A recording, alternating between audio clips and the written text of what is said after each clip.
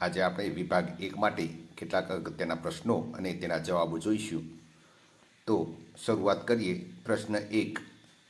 મુશળધાર વરસાદ પડ્યો, બધે પાણી પાણી થઈ ગયું. આ વાક્યમાં પાણી શબ્દ કયા પ્રકારની સંજ્ઞા ગણાય? તો મિત્રો જવાબ આવશે દ્રવ્યવાચક. પ્રશ્ન 2. ભારત સંજ્ઞાનો પ્રકાર દર્શાવો. જવાબ છે વ્યક્તિવાચક. પ્રશ્ન 3. તોફાની વાંદરો ઊંચા ઝાડ પર બેઠો છે. ઝાડ કઈ સંજ્ઞા ધરાવે છે? જવાબ છે જાતિવાચક. પ્રશ્ન 4.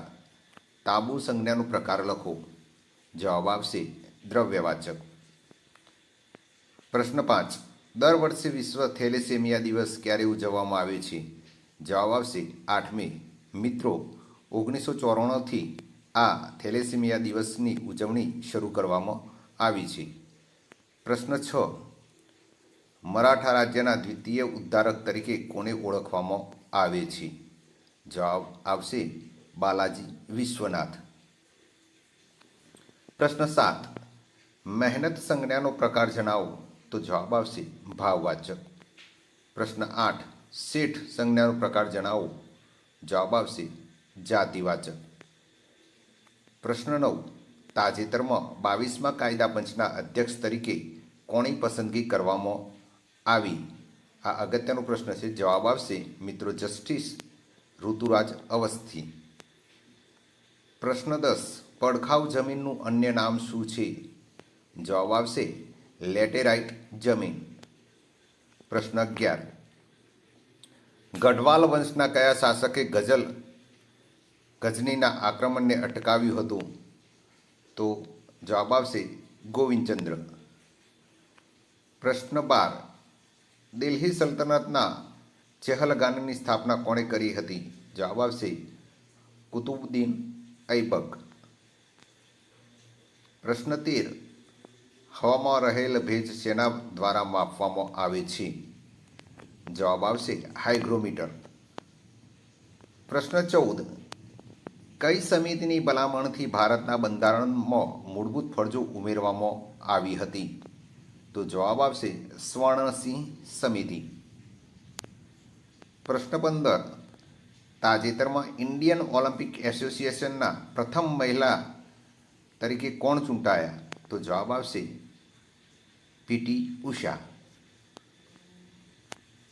પ્રશ્ન 16.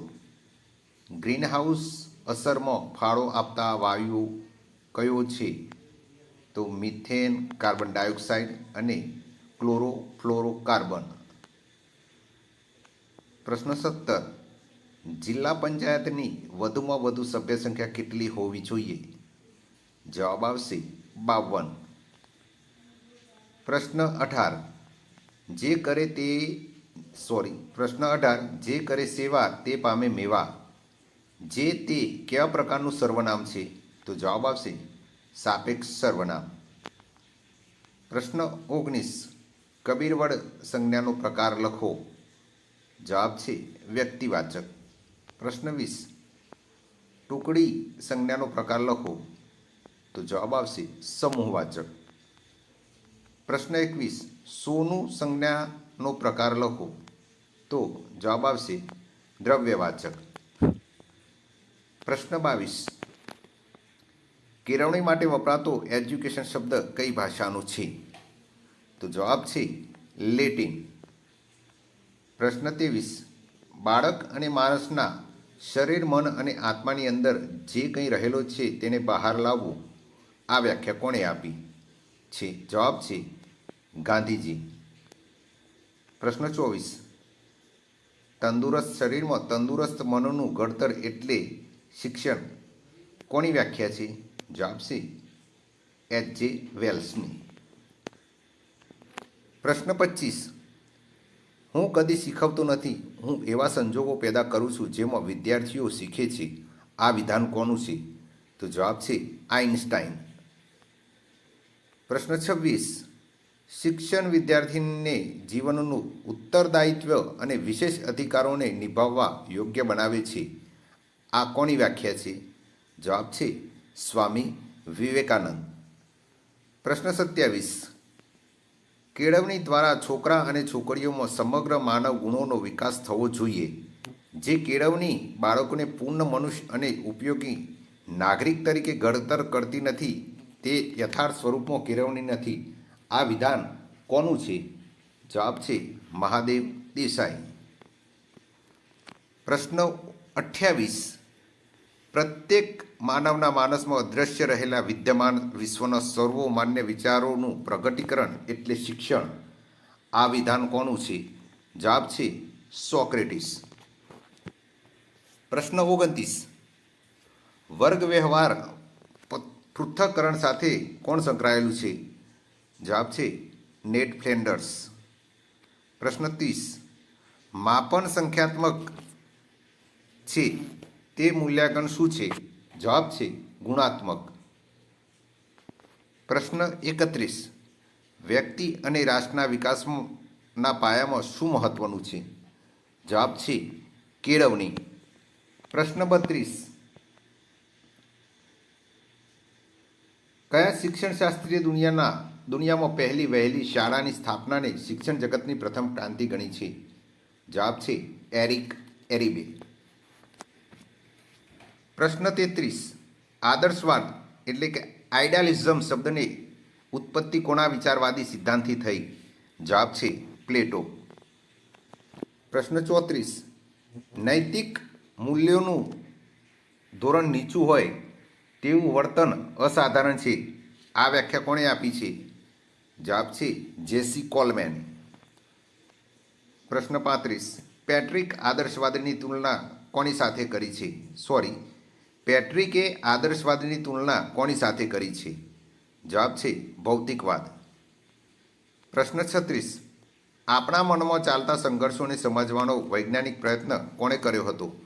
જવાબ છે ફ્રોઇડે. પ્રશ્ન 37. પાઠ આયોજનનું પ્રથમ સોપાન કયું છે? જવાબ છે વિષયાભિમુખ. પ્રશ્ન 38. સિમ્યુલેશન પદ્ધતિનું પ્રથમ સોપાન કયું છે? જવાબ છે જૂથ બનાવવા. પ્રશ્ન 39. સૂક્ષ્મ અધ્યાપનમાં પુનઃ આયોજનનો સમયગાળો જણાવો. જવાબ છે 10 મિનિટ. પ્રશ્ન 40. સૂક્ષ્મ અધ્યાપન શીખવાની કઈ પદ્ધતિ પ્રયોજાય છે? જવાબ છે સિમ્યુલેશન. પ્રશ્ન 41. વિદ્યાર્થીઓની કલ્પના શક્તિ ખીલવવા કઈ પ્રવૃત્તિ ઉપયોગી છે? જવાબ છે વાર્તાકથન. પ્રશ્ન 42. મનોવૈજ્ઞાનિક સજીવ પ્રાણીઓનું વર્તનનું હેતુલક્ષી વિજ્ઞાન છે. આવી વ્યાખ્યા કોણે આપી છે? જવાબ છે મેકડુગલે. પ્રશ્ન 43. સ્વામી વિવેકાનંદના મત અનુસાર કેળવણી એટલે? જવાબ છે માનવીના સંપૂર્ણ વ્યક્તિમત્તાનું પ્રગટીકરણ. પ્રશ્ન 44. વિજ્ઞાનમાં વિદ્યાર્થીઓનું પ્રયોગ કરવાનું કૌશલ્ય કઈ રીતે માપી શકાય? જવાબ છે વિદ્યાર્થી પ્રયોગ કરી બતાવે. પ્રશ્ન 45. રાષ્ટ્રીય શિક્ષણ નીતિ 1986ના પ્રણેતા તરીકે કોણ ઓળખાય છે? જવાબ છે રાજીવ ગાંધી. પ્રશ્ન 46. રાજ્ય કક્ષાએ પ્રાથમિક શિક્ષણના વડાને શું કહે છે? જવાબ છે અગ્ર શિક્ષણ સચિવ. પ્રશ્ન 47. વિદ્યાર્થીઓ વર્ગને બહાર રહેવાનું પસંદ કરે છે તો શિક્ષક તરીકે તમે શું પ્રયાસ કરશો? જવાબ છે વર્ગની ભૌતિક પ્રતિકૂળતા તપાસીશ અને સુધારો કરાવીશ. પ્રશ્ન 48. કયા ઉપકરણથી કાગળ પરનું ચિત્ર પડદા ઉપર મેળવી શકાય છે? જવાબ છે ઓપી ડાયોસ્કોપ. પ્રશ્ન 49. વર્તમાન સમયમાં ભણતર શબ્દનો સામાન્ય અર્થ શું થાય છે? જવાબ છે વાંચન, લેખન અને ગણન. પ્રશ્ન 50. વાર્તાનિક અભિગમને કયો અભિગમ કહે છે? જવાબ છે ઉદ્દીપક પ્રતિક્રિયા અભિગમ. પ્રશ્ન 51.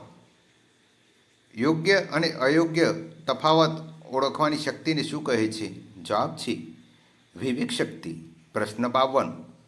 થોર્નડાઇકના શિક્ષણ સોપાનોનો ક્રમ જણાવો. તો જવાબ આવશે હિરણ, સમસ્યારૂપ પરિસ્થિતિ, દિશાવિહીન પ્રયત્નો અને સાચા માર્ગની પસંદગી. પ્રશ્ન 53. માઇક્રો પ્રણેતા કોણ છે? જવાબ છે ડવાઇટ એલન. પ્રશ્ન 54. વ્યવહારવાદના મતે જ્ઞાન એ શાનું પરિણામ છે? જવાબ છે અનુભવોનું. પ્રશ્ન 55. મહાત્મા ગાંધી, રવિન્દ્રનાથ ટાગોર અને ગીજુભાઈ બધેકા કયા વાદના ચિંતકો છે? જવાબ છે પ્રકૃતિવાદ. પ્રશ્ન 56. વિરામ દરમિયાન એક બાળક અન્ય બાળકો ઉપર દાદાગીરી કરે છે. આ સ્થિતિમાં તમે શું કરશો? તો આ બાળકને સલાહ સૂચન આપીશ અને તેના માતા પિતાને પણ આ બાળકનો સ્વભાવ બદલવા મદદ કરવા કહીશ. પ્રશ્ન 57. NILPનું પૂરું નામ જણાવો. જવાબ છે ન્યૂ ઇન્ડિયા લિટરેસી પ્રોગ્રામ. પ્રશ્ન 57. NILPનું પૂરું નામ જણાવો. જવાબ છે ન્યૂ ઇન્ડિયા લિટરેસી પ્રોગ્રામ, નવ ભારત સાક્ષરતા કાર્યક્રમ. પ્રશ્ન 58. કયા દાર્શનિક સિદ્ધાંતમાં શાળા અને સમાજ વચ્ચે ઘનિષ્ઠ સંબંધની વાત કરી છે? તો જવાબ આવશે વ્યવહારવાદ. પ્રશ્ન 59. વર્ગના વિદ્યાર્થીઓ ચાલુ તાસમાં સતત અવાજ કરે છે. આવી પરિસ્થિતિમાં તમે શું કરશો? તો જવાબ છે અવાજનું કારણ જાણી અને તેનું નિવારણ કરીશ. પ્રશ્ન 60. અસરકારક વર્ગ વ્યવહારમાં કઈ આંતરક્રિયા સામેલ નથી? જવાબ છે વિદ્યાર્થી સમાજ આંતરક્રિયા. પ્રશ્ન 61. વર્ગ વ્યવહારમાં ના ઘટકોનું વર્ગીકરણની દ્રષ્ટિએ વખાણ કે પ્રોત્સાહન ઘટકનો સમાવેશ કઈ બાબતમાં થશે?